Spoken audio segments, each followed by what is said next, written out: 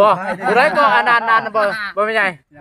อันตู้อันมีกับตู้พายผู้ใดก็รอนะกว่านะ คนนี้แล้วหรอ ผู้นี้รอผู้นั้นได้จะเป็นได้ จนนั้นเขาตัดผมให้เราแห่งรอจนนั้นยังไม่ได้ตัดผม เราอย่างก็บ่มา ดีว่าเราไปหา เป็นลาได้ละ เราไปหาเฮ็ดอยู่โคกโอ้โหได้หลาย โอ้ คน แล้วคนหาเฮ็ดได้ด้านเท่าพ่อใหญ่แล้วมาหาเฮ็ดได้เนาะเราก้มไปเราเห็นเฮ็ดดีได้ เจ้าแม่นแล้ว โอ้ เห็นเลยนะเราเคยเมื่อในเอือนนอมนี่ ตู้พายนะ เห็นแล้วเสียวหักเสียวแพงเพิ่นจังว่าเห็นได้บัดนี้ เชียร์เด้ เสี่ยว ตา กัน ลานเขาเชียร์หันไปบงลานเขาแล้วก็เพิ่นก็ โอ้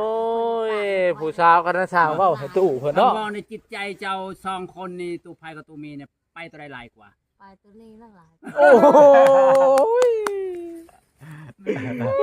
จานเลยคักอะไร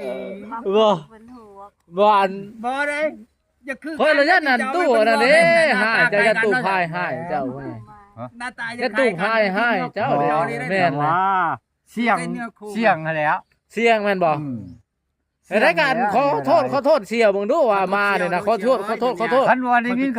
ระแทบแล้วเดี๋ยวนี้นั่นห้อยคอยก็บ่หันมาใกล้เจ้า โอ้ เจ้าสิย่านหยังค่อยไป โอกาสญาตินี่ โอ้โอ้ปกป้องแล้วผู้สาวมาปกป้องทุกอย่างเลย ลางเถื่อเงินจำคำตั้งกันเลยก็มี เราตั้งเงินจากร้านเนี่ย ด้านว่าจังว่าอันนี้คอยก็อยากว่าเฮ็ดหัวเบิดอะไรเนาะ ยันว่ามีผู้ชาย ลางเถื่อโอ้ยเจ้าว่าเป็นยังบ่ถามขอยตะกี้เพราะ ยั ว่าน ตูภัยไปมันเราก็มีเนาะ คนเรามักตู้พายไปแล้วบอกว่ามันบ่ล่มทั้งหงายมันบอก ก็ดีตู้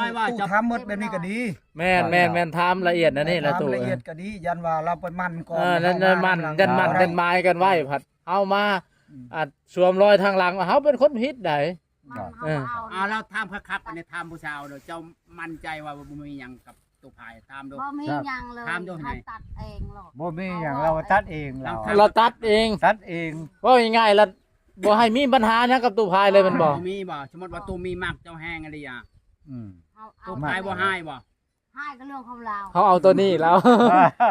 เข้ามาหมัก สมมุติว่าเราไปหาเจ้าจะได้เจ้าเป็นคือลายใจแต่เจ้าว่าจังได๋ ไล่ใจก็เรื่องของคอยแล้วเขาหมักผู้ใดเขาก็เอาผู้นั้นแล้ว โอ้ย ไปจะได้จาน แสดงว่ากายสัญญากันแล้วเนาะเฮามีสิทธิ์แม่นบ่ แม่ แล้วยานว่าเจ้าให้ชัญญากับตูภัยแล้ว ว่าบ่ได้สัญญากันยะสัญญากับบ่ได้หยังบ่ คือเราว่าหาเงินใดก็สิมาแจ้ง จะปีใดคำประจักษ์ ว่าให้หาเงินมาแต่งมาแบ่งกัน เราสิมาแจ้ง เรา เรา ให้เราไปแต่งผู้อื่นพุ่น โอ้ ที่เราไปเฮ็ดงานอยู่ทางปักเซลาว่าบ่ได้เราไปทางสวนอ้อยเราบัดนี้ อย่ามาเว้าคอยบ่ได้มักเราเนาะ โอ้ย แสดง สม ว่า เป็นเด้อดิมาแหง มาแหงแล้วมันใหญ่ เจ้า มาแหงตูภัยเถอะว่าตูภัยนี่ ดีใจแบบผู้ชาวออกมาปกป้อง ขนาดนี้ แมลงในเจ้านี่ยานอนฟันอยู่ คักอยู่ ยานอนบ่หลับอีกคิดฮอดผู้สาว โอ้ยบอกรับก็สิลาเติบพุ่นแหล้ว จักไปบ่ ยันปิ้นความปิ้น เอ้ย ยันปิ้นความปิ้นหงายของเราเปรียวเนาะ คิดหาเห็นผู้บ่าวลาแล้วมัก มีแต่นอน ว่าจึงจะไปคักแต่เด้มื้อนี้เด้จะมางัวงามครูแต่เด้เทวดา เพิ่นสุกหลังใส่อะไรหน่อยเนาะ คักอันนี้มื้อนี้ได้มากอันนี้จะเมาเนาะ โอ้ ได้มากอันนี้ครูนี่ว่าได้มาก เฮาเว้านำอันประตูพายเฮาบ่ได้เว้าเฮิงนะเฮาบ่ได้มักเนาะ โอ้ โดยอะไรก็เฮาบ่ได้เว้ามวนนะ ว่าบ่ห่วย เฮา เนาะ อยากหายอีกนะ โอ้ มีแต่ด่าบ่ว่าเราเจ้านี่แต่อยู่ว่า มีแต่อยากให้คันว่ากับตู้พายนะ ไม่ใช่จะหาย เฮาอยากตีละ โอ้ เราเว้าเป็นศีลเฮาบ่มัก อันนี้บ่จะตีแล้วเนาะ บ่ แสดงว่า เราเว้าคืออีกหน่อยแล้วเฮา เออ ใจบ่อด อันนี้ แสดงว่าเราขี้ตัวแหละแบบเราขี้ตัวบ่เรื่องนี้เรื่องแนวใด หน้าลบหลังเราตีคอยเว้าคอยนี่เว้าลบหน้าลบหลัง โอ้ ใจเราเอง แต่เราเองลงหน้าลงหลัง แม่น บ่เอ้ย โอ้ย ตัวแล้วยันเราบ่มีเงินมาขอหั่น จะเล่ากับตัวเผื่อไว้ให้แล้วเนาะ เราเว้าให้ยังซั่น เราหาผู้ชม เราหา อย่างเด้อเอ้ยเราก็ยังหาอยู่ได้เดี๋ยวนี้หั่นได้ เราก็ไปตัดอ้อยไปปลูกอ้อยได้ๆนะ เงินหลายนะเราไปแต่ง แล้วยังหาเงินอ โอ้ ยู่เนาะ แสดงว่าตัดเลยบัดนี้เนาะ เลยเฮา อ๋อ บ่มัก ดี บ่โทษ เงินกับเราแล้วเฮาบ่เอานะ แม่เหี่ยวเราตั้งใจไปหาเงินอยู่อัตตปือมาแต่อัตตปื มาไปตัดอ้อยไปตัดอ้อยไปปลูกอ้อย ปลูกอ้อย เจ้ารู้ สิไปคนมันอีกบาทนี่ ถ้าดูให้ละได้ให้ละไปขอเมียใหม่ เอาเร็ว เจ้าลูกเปลี่ยนใจใหม่เนาะ เอาเลย ขอเมียใหม่จังได๋เราตั้งใจว่าจะมาขอเจ้า เห็นผู้ใหม่แต่ลืมผู้เก่าอันนี้มันเป็นอันนี้นี่ฮะ วันนี้ได้เสียช่องโมกันนี่ สิแตกฮักกันบาดนี่แหละ สิ ให้เรา หัก มา หลัง ให้ กัน คอยนี่ เออ คอยมักคนละก็ตามใจคอย ยันตู้พาย แสดงว่าตัดสินแล้วแม่นบ่ คอย บ่ โสดคอย สมมุติว่าอันน่ะเฮาจะถามเจ้าเนาะแม่ย่าเนาะว่าสมมุติว่าบ่ตู้พายมาให้บ่ตู้มีนี่เจ้าสิเว้าแนวใด ว่าอะไรคอยก็เว้าอะไรคอยมักเราเจ้าก็เว้าหยังเจ้ามีเงินจากร้านแต่งคอย โอ้ จะไม่ได้จำก็จะเก็บเลย บ่ได้จำหยัง โอ้ โอ้เอาแบบนั้นเลยแม่นบ่ตู้ แม่นเลย โอ้ย แสดงว่ามักแฮงอันนี้จนออกมาปกป้องกันเฮ็ดซะคำแม่นว่าพอตู้พายมาเว้านั่นเว้านี่แม่นไม่ใช่เหี่ยวใส่เลยแม่นบ่ บ่มีเหี่ยวส่วนว่าตู้พายเห็นคลิปจะมาเอาลงในเรามายางมาชูจะได้ไม่แรงได้เฮ็ดจังได๋ เราเปิดเราเห็นบ่เขาจะเข้าลงทีมวันนี้ โอ้ไหลตีเลย ยางขึ้นเฮือนเจ้านี่ได้ คอยเรายังไม่ได้ล่ะเขาจุกก็ลงเราเราไม่ได้ชน สุกลงโลน บ่เจ้าสิสุกเราลงเลย ลงเลย สุกแล้วก็มอนขึ้น พยานเราผู้บ่าวนั่นเฮาพยานเด็กโลดของเฮาหันเด้อเรามีแห้งถ้าบ่เราแห้งถ้าบ่แห้งโคคอยถ้าบ่เราเฮ็ดโลด สุกก็แล้วขึ้นสุกก็แล้วขึ้น อย่าไปเฮ็ดนะ คัดสุกก็ขึ้นแล้วขึ้นอะไรในตู้มีเฮานี่คือว่าบ่ได้แล้วว่าวัฒนาบ่ฮอดแล้วกันเราตู้พายชูชีเราขึ้นไปสู้เด้ เราคือไปสู้เอาเลย อด คนละแห้งจำได้นะเฮาพยานนะ แหงเติมได้แหงผู้ชาย แห้งๆนะพยานนะ แหงผู้ชายก็แหงผู้หญิงแล้วแหง นั่นก็ยังเฮาแพ้ก็เจ้านะจำนะ เห็นบ่โอ้บ่ได้ได้บางเทื่อเราเห็นแล้วบัดนี้ เห็นคลิปเนาะ เราว่าเดี๋ยวนี้ตู้มีนี่สิไปแย่งเฮาแล้วเดี๋ยวนี้บ่ได้ บ่ได้ต้องไปก่อน เฮาต้องไปแนวใดก็ต้องขึ้นชูตรง เอ นี้ อ ต้องเอาก่อนสิซะ ยินว่าไม่ใช่ปลาเรากินยางมาฮอนเฮือนจะ เฮ็ดละลายจะเจ็บก็ไปเป็นโทษเนาะ เฮ็ดอะไรจะเฮ็ดอะไร เฮาบ่ให้มาพี่ เออ ขึ้นเฮือนก็ขึ้นบ่ได้อีกแม่นบ่ เราว่าไปชี้เราว่าไปชี้เราว่าเจ้าชัญญากับคอยอะไรเจ้าคือเปลี่ จั ยน ญ ใจ ญาก็มันผิดกฎหมาย โอ้ได้สิแล้วเห็นคนใหม่แล้วลืมคนเก่าอยู่ตู้เอ้ย เจ้าคือนอกใจคอยไวแทนเราว่า ค ไป อย ชี้ บ่ปากน้ำหนึง บอก โอ้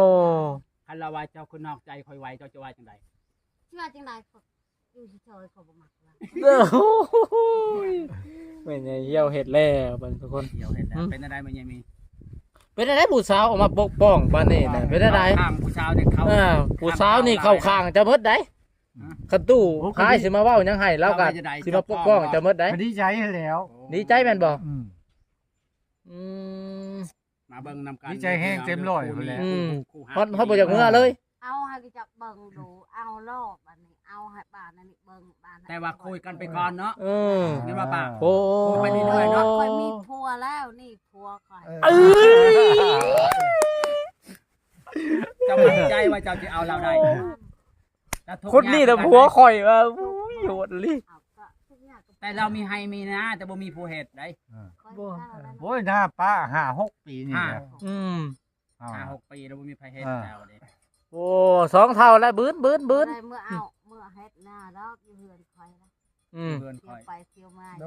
เทียบไปเทียบมาเมื่อเห็นเอาพอได้เข้าวกิน เพิ่นว่าบ่ได้อยู่พุ่นเพิ่นว่าบ่อยู่พี่เจ้าสิอยู่ได้บ่ ได้ โอ้ยผู้บ่าวกับพ่อผู้บ่าววันนี้สุดยอดในหลี ได้ อืม ใครขี้นอดชวนกันยางมาจอบขี่รถทิพย์ไปจอบชวนเนาะ เจ้า บ่เหมือนเขารถอันมากตัวเจ้าว่าว่ะอันนี้ได้ผัวข่อยนะข่อยจะให้เจ้าเห็ดคืนใหม่อีกโดยไม่ได้คือขากอะไรวะ สี่สินี่ผัวคอยแน่ สว่าตู้พายมาจะว่าไปสินี่พ่อบ่ ก็ว่าวันนี้ โอ้ เจ้าห่านว่าใช่เราอ่ะ คอยชิยานบ่ป้า ย่านไม่ดาวเนาะ โหดเลยงานนี้เดือนโอ้เป็นตัวเฮียนเฮ็ดแล้ววันนี้ จอลี่นะคะว่าคนบ่มากเนาะอันตัวเฮียเนาะเฮ็ดได้เนาะ ถูกใจเฮาบ่มัก เพิ่นบ่มากเพิ่นมักคนนี้ว่าสิซะ บ่ถูกใจได้หาจังหวะแล้วบ่ถูกใจบ่ว่า จะมั่นใจดีว่าคนนี้ มั่นใจ มั่นใจ100%เลย แม่น คันเจ้ามั่นใจกับเราเนี่ยคุยสิซอยหมดคุยมีทำไรคุยสิซอยตุ้มไทยให้เจ้าเลย แม่นร้อยโล โมมาเป็ดไก่ทำไรคุยก็จะไปซอยเราเพราะว่าเราเป็นพี่น้องไปได้ โอ้เอาแท้แล้วนี่นะซุมเฮาก็สิมาซอยเต็มที่นี่ เต็มที่ แม่นบอกคำพงแล้วก็สิมาล้ำให้จนอนาภูนี่ อาจารย์คำพงเฮาพระเอกหมอลำมานี่ เต็มที่ไม่ได้ยินเสียง พระเอกหมอลำเพิ่นบ่สิแก้ตู้มาแล้วมาเสพให้เราได้นี่เสพฟรีโลดนี่ เป็นนักร้องนี่ไปร้องเพลงเลยนี่ เออ ต่อเลยเนาะ มันเป็นดาวเต้นข่อยฮะ ป้าโถงานดองนี่คือสิม่วนเนาะบัดนี้เนาะ โอ้ย หมดแล้ว ยอด งานดอก เออ เจ้าจิพรมางานแต่งตัวเองพรบ่ ก็พอดเลยเนาะเจ้ายังพอด จังม่วนเนาะ ว่า เจ้ายังพอดนะ อันนั้นตู้สมมุติว่าคนมาในงานก็สิซี่บอกกับเจ้านี่ผัวข่อยสิว่าเว้าแนวนี้บ่ ก็ว่าเอาแล้วเนาะบอกแล้วพูดแต่ บ่สมมุติว่างานแต่งในเจ้าสิเชิญบ่ตู่ภาย เอาเลย ได้อีกมาก็มา คือใช้กระเชื้อนมาเลยเนาะคนได้ผู้บ่าว เชิญมา เต็มที่เลยเนาะบ่มี เชิญ พอดีผัวข่อยแล้วอ่ะโอ้โหดลี ให้เรามาผูกแขนเป็นว่าเจ้าชาวเอาผัวป่า แม่นบางเทื่อรับพจักมาห่วมแสดงความยินดีนั่นเด้ จะเอาผัวป่าแล้วก็ว่าดีใจนำเด้อจะได้เจอคนดีกว่าคอยเราก็บอกสิเนาะ แม่นแล้วผู้อื่นเช้าผัดป้อนไข่นะเราก็จักมาห่วมแหละ ให้เชิญ ให้เจ้าเลยนะ เออ ให้จุ๊บเจ้าบอก สุภาพบ่าวอันนี้ได้มาพบนะ ให้บอกคำพงไปบอกเราไปเชิญเรามาห่วมงาน เราว่ากับเรื่องของลาวเด้อเฮา สมมติว่ามันเป็นไปได้เนาะงานแต่งเนาะ เนี่ยได้แล้ว โอ้ เขาจะเกียมไก่น้อยไว้หลายๆเด้อพ่อใหญ่เอ้ย โอ้ คนอยากตกว่า โอ้ทุกคนเลย